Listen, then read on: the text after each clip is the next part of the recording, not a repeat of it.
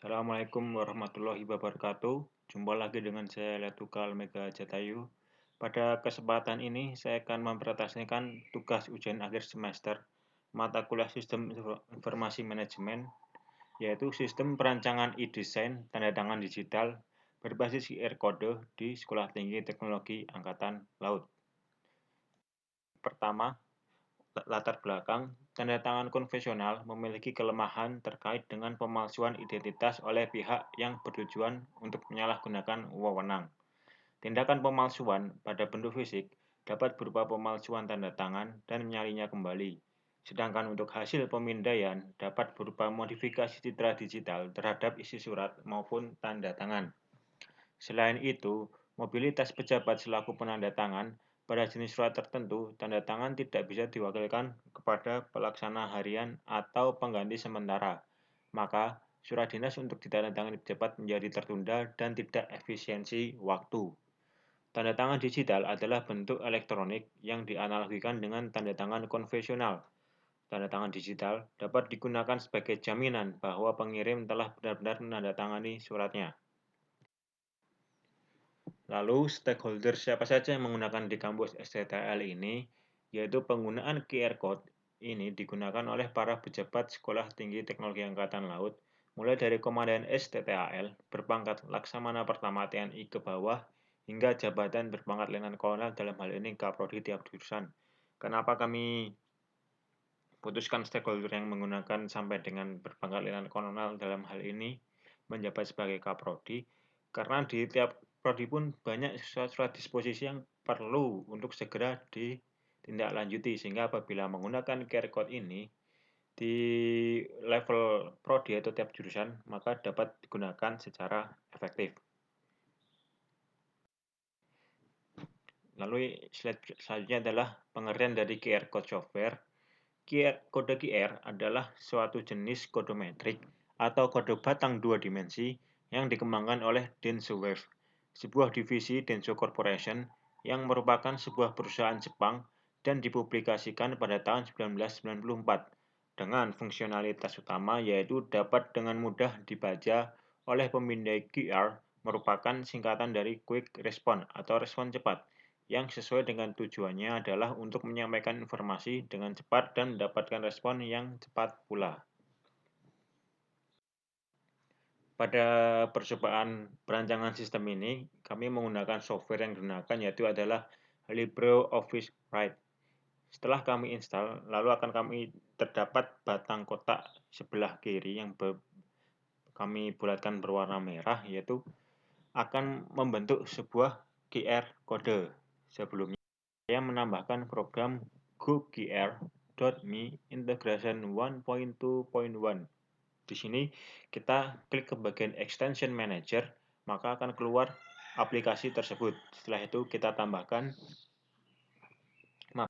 kemudian kita buat di slide pengolahan data ini, kita buat dalam hal ini adalah contoh isi yang kami buat, yaitu Mega Jatayu, Letnan 1 Pembekalan NRP 544075, Prodi Teknik Manajemen Industri, Sekolah Tinggi Teknologi Angkatan Laut. Nah, setelah kita buat yang pada poin atas ini ada nama tersebut, kita buat kembali, kita copy paste yang sama. Setelah itu kita blok data tersebut, lalu kita klik tadi yang ada pada kotak di Office Writer yang kami lingkari merah tersebut. Setelah itu jadilah sebuah batang atau kode untuk membentuk nama kita. Dalam hal ini ialah kami sebagai contoh pribadi. Next slide, ini adalah hasil dari percobaan yang telah kami buat. Pada percobaan ini, kami menggunakan aplikasi QR dan barcode yang bisa diunduh di source Android, yaitu di Play Store. Kebetulan HP kami ialah Android. Apabila kita scan, maka akan muncul data diri nama pejabat. Dalam contoh kali ini, kami uji cobakan nama kami. Nah, kita lihat sebelah kiri kita. Di sini adalah contoh capture-an kami yang kami coba scanning QR kode itu sendiri setelah dengan aplikasi QR and barcode scanner yang ada di Play Store. Kemudian hasilnya yaitu sesuai teks di atas, yaitu sama Mega Jatayu, Letnan 1 Pembekalan NRP 544075, Prodi Teknik Manajemen Industri, Sekolah Tinggi Teknologi Angkatan Laut. Next. Kemudian hardware apa yang bisa digunakan? Untuk hardware yang digunakan ialah yang dapat mengakses QR code and scanner yaitu smartphone berbasis iOS dan Android. Pada iOS, kita bisa mencari di aplikasi store untuk Android pada Play Store. Kemudian ketik QR code scanner, maka akan muncul aplikasi pembuka QR code.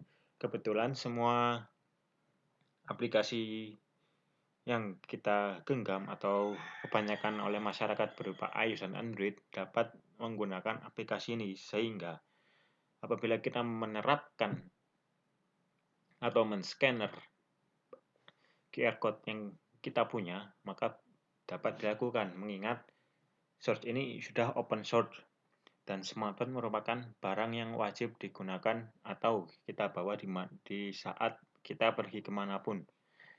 Dan ini adalah merupakan suatu kepraktisan dalam menggunakan QR code. Next. Nah, apa saja keuntungan menggunakan e-sign atau tanda tangan berbasis QR code ini? Teknologi QR code dewasa ini hampir digunakan dalam berbagai bidang, seperti pembayaran makanan, dompet online, kartu nama, dan lain-lain. Berikut kelebihan menggunakan tanda tangan berbasis QR code. Yang pertama, kepraktisan dalam menggunakan aplikasi tersebut. Di sini sudah kami jelaskan bahwa praktis adalah nomor satu, karena di dunia yang modern saat ini, digital, kita dituntut serba cepat, praktis, dan tepat waktu, sehingga kami mencoba untuk membuat sebuah kepraktisan, sebuah inovasi baru di lingkungan STTAL agar dapat mempercepat disposisi sebuah keputusan. Yang kedua yaitu efisiensi waktu apabila menunggu atasan untuk memberikan tanda tangan. Nah, di sini apabila kita masih menggunakan tanda tangan konvensional, para pejabat seringkali tidak berada di tempat, sehingga kita perlu menunggu beberapa waktu untuk mendapatkan tanda tangan konvensional tersebut.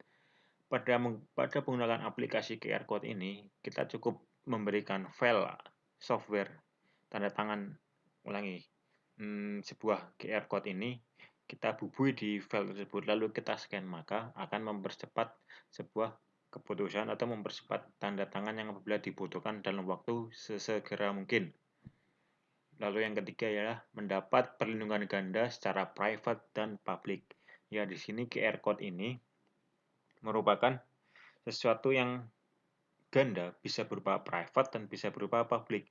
Apabila kita private, ini adalah jati diri kita atau logo kita, barcode kita sendiri yang tidak mudah untuk kita sembarang mengeluarkan. Perlu adanya beberapa langkah atau mungkin beberapa keputusan untuk memberikan QR code ini. Nah, dan secara publik, ya untuk QR code yang telah kita buat ini, kita apabila digunakan oleh orang yang membutuhkan tanda tangan kita atau QR code kita ini merupakan suatu keputusan publik yang digunakan. Jadi sekali lagi, dengan adanya QR code ini kita mendapatkan perlindungan ganda baik secara private maupun secara publik. Lalu yang keempat adalah sulit untuk dipalsukan tanda tangan. Betul, tanda tangan konvensional sangat mudah untuk dipalsukan. Apalagi hanya kita tidak tahu siapa yang memasukkannya, dan bisa saja itu oknum-oknum yang akan memberikan efek negatif terhadap tanda tangan kita apabila kita telah menjadi pejabat atau suatu pimpinan.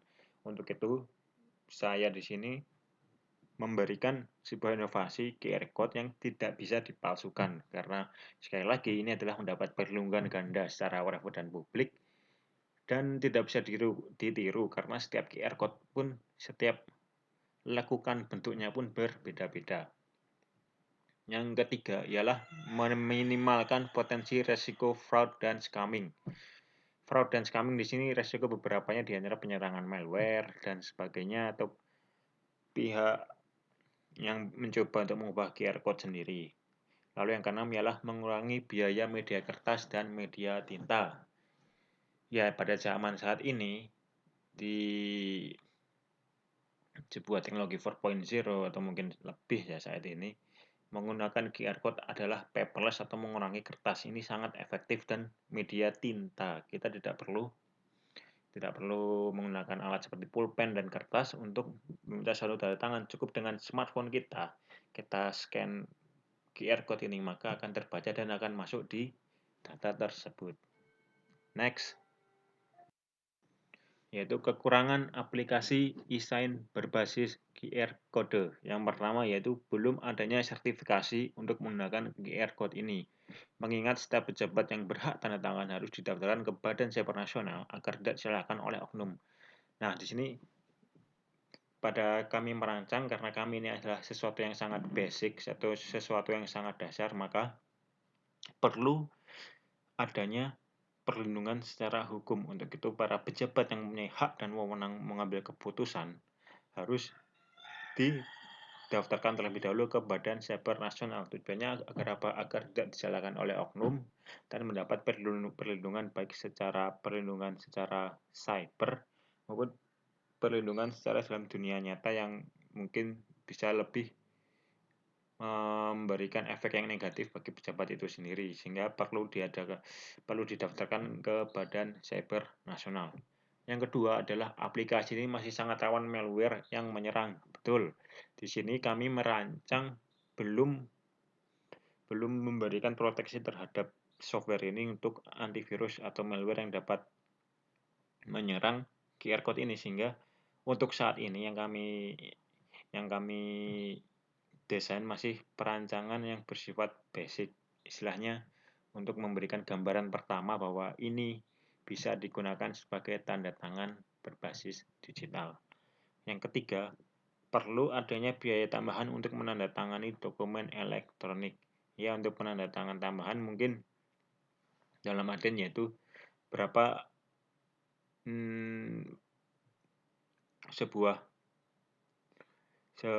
yang pertama mungkin aplikasi data dalam ini kuota internet yang bisa langsung menyambung ke data server apabila kita menggunakan QR code ini. Namun dalam penggunaan QR code ini untuk kuota tentu tidak terlalu besar, sehingga di sini biaya tambahnya pun tidak seberapa. Yang keempat ialah perlu awareness kepada user untuk menyimpan dokumen elektronik yang sudah ditandatangani digital dalam media yang aman. Untuk dalam pembangunan awareness ini pada user yaitu kita memberikan sebuah server atau cloud, sehingga dokumen elektronik yang ditangani dalam media tersebut aman, dan awareness ini dapat berupa proteksi perlindungan yang telah dijelaskan di poin nomor 2. Next. Nah, kesimpulannya, yang pertama, pada perancangan sistem tanda tangan digital dengan menggunakan QR code ini merupakan sebuah inovasi baru yang belum diterapkan di Sekolah Tinggi Teknologi Angkatan Laut. Dan ini sangat mungkin diaplikasikan mengingat di zaman sekarang ini semua serba digital dan paperless. Yang kedua ialah aplikasi ini masih sangat basic sehingga perlu banyak pembaruan apabila akan diimplementasikan di kampus STTAL.